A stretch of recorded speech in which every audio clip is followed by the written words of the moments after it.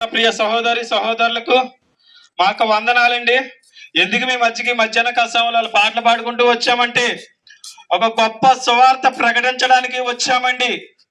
ఏంటంటే నశించిన దానిని వెతుకు రక్షించుటకు మనిషి కుమారుడు వచ్చును నేను వాక్యం సెలవిస్తుంది. జన్మతః ప్రతి మనిషి కూడా పాపే, నాలో ఏ పాపము లేదని ఎవరైనా చెప్పగలరండి? నాలో పాపము లేదని చెప్పలేరు, ఉందని చెప్పలేరు. మనిషి పుట్టుకలోనే పాపము. అందుకని నల్లవారం లేదు, తెల్లవారం లేరు, ఆ దేశస్తులు లేడు, ఈ దేశస్తులు లేడు, చిన్నవాడు లేదు, పెద్దవాడు లేడు, పక్కవాడు లేడు, లావడం లేదు, అందరిలో కూడా పాపం ఉంది. మరి ఈ పాపం అనేది ఏం చేస్తుందంటే దేవుడి నుంచి దూరం చేస్తుంది. పెంట దొక్కి ఎవరైనా ఇంట్లోకి వెళ్ళగలరండి? వెళ్ళలేరు. పాపంతో ఉన్న మనిషి చెడిపోతే పరలోక రాజ్యం చేరటం అసాధ్యం. కాబట్టి భూమి పుట్టినప్పుడు మనిషి పుట్టలేదండి. ఈ భూమి నశించినప్పుడు మనిషి ఉండడు. మనం ఈ లోకానికి వచ్చిన యాత్రికులం.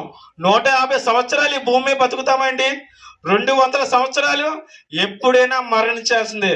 ఫ్లైట్లో వెళ్ళినా మనిషి చనిపోతాడు, ట్రైన్లో వెళ్ళినా సరే ట్రైన్ మొన్న ఏమైంది, కూలిపోయినాయి. బస్సులు అయితే తగిలిడిపోతుంది, ఇంట్లో ఉన్న మనిషి గుండెపోటే చనిపోతున్నారు. మనిషికి గ్యారంటీ లేదు, కానీ ఎప్పుడైనా మనాల్సిందే. ప్రతి మనిషి బతకాలి బతకాలి బతకాలి అనుకుంటాడు. ఎంత బతికినా కూడా ఈ శరీరం కోసమే ఉదయం నుంచి రాత్రి పడుకునే వరకు కష్టపడతానే ఉన్నాం. పొలం పని అని, ఇంటి పని అని ఈ శరీరం నలగొడతాను. మరి సుఖం ఉందా అంటే లేదు. అందుకే యేసు ప్రభు వారు నా శాంతిని నీకు అనుగ్రహిస్తాను, ఈ లోకం ఇచ్చినట్టుది కాదు, ఎప్పుడైనా మరణించాల్సిందే.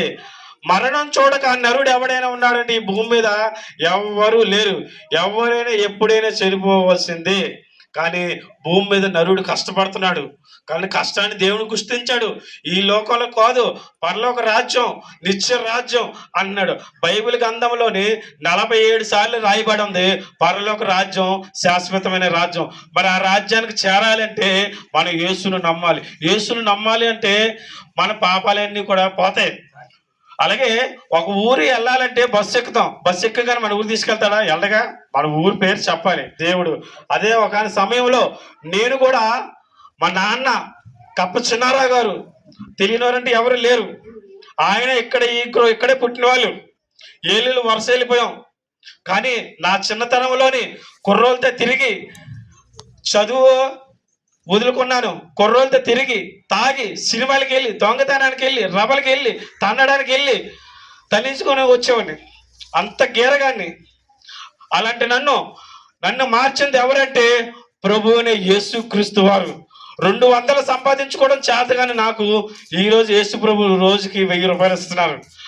ఇదే ప్రాంతంలో మా తల్లిగారు కూడా పుట్టారు. చిన్న తల్లిగారు ఒకనొక సమయంలో జబ్బు చేసింది, కానీ మంచం పట్టేసింది. ఇరుగు పొరుగు వాళ్ళు, బంధువులు, మిత్రులకి అందరికీ కవర్లు పెట్టాం. 4 రోజుల దాకా సుహల లేదు. ఒక పాస్టర్ అమ్మగారు వచ్చి ప్రార్థన చేస్తే మా తల్లి గారు బతికారు. ఎందుకు ఈ మాటలు చెప్తున్నామంటే, ఒక చోట కేజీ ఉల్లిపాయలు 5 రూపాయలకి ఇస్తున్నాం. ఎవరు మీరు చెప్పమేంటి అంటావా? అలా కదా.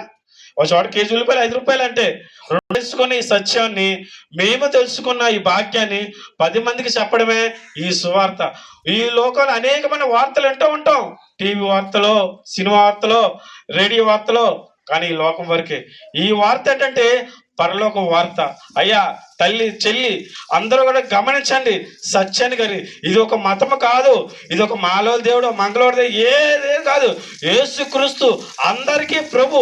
ఆయనను నమ్మి నష్టపోయారు అనే చరిత్రలో ఎక్కడైనా ఉందంటే లేదు. ఆయన నమ్మి బాగుపడ్డారు. 240 కంట్రీలోనే కూడా యేసు ప్రభుని ఆరాధిస్తున్నారు. అంటే అంత గొప్ప దేవుడో తెలుసుకోండి. మనం నమ్మాలి. నాకు తెలిసిన డాక్టర్ గారు ఉన్నారు.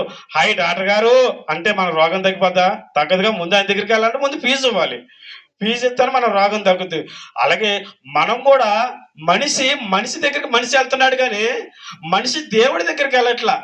మాకుందలే, మాకుంది కదా అన్నారు, కానీ సత్యాన్ని గ్రహించలేకపోతున్నారు. ప్రియ సహోదరులారా, ఈ చెల్లి, తల్లి, అమ్మ అందరూ గమనించండి. నిజదేవుడు, సత్యదేవుడు ఎవరంటే యేసు. మేము నమ్మాము, మేము పొందుకున్న ఆనందం, మేము పొందుకున్న సంతోషం 10 మంది కూడా పొందుకోవాలి. అందుకని నిజదేవుడు, సత్యదేవుడిని తెలుసుకోండి. మనకి ఈ లోకం ఎవరికి శాశ్వతం కాదండి. నేను 150 సంవత్సరాలు నేను ఇక్కడ బతుకుతాను, 200 సంవత్సరాలు బతుకుతాను అని అంటావా? కష్టం. ఒకళ్ళు బతికినా వాతావరణం మారిపోతుంది. నా చిన్నతనంలో 30 డిగ్రీలు ఉండవలసింది ఎండ ఇప్పుడు 48 వెళ్ళిపోయింది. రానున్న రోజులు ఇంకా ఎంత పెరుగుద్దో కూడా చెప్పలేము. వర్షాలు ఉంటే తెలియదు, చల్లి ఉంటే తెలియదు, బయటకు వెళ్తాం తెలియదు, ఇంకో పాట కరోనా, ఇంకొకటి అరుణ, ఏ వ్యాధులు వచ్చేస్తున్నాయి. కానీ మనిషి భూమి మీద బతుకుతాడనే గ్యారంటీ లేదు. కానీ దీపం ఉండగానే ఇల్లు చక్క పెట్టుకోవాలి. ఈ దేహం అనే దీపం ఉండగానే నిజదేవుడు సత్యదేవుడిని తెలుసుకుంటేనే పరలోక రాజ్యం. చెప్పటం చెప్పటం మా బాధ్యత, మరి మీ ఇష్టం.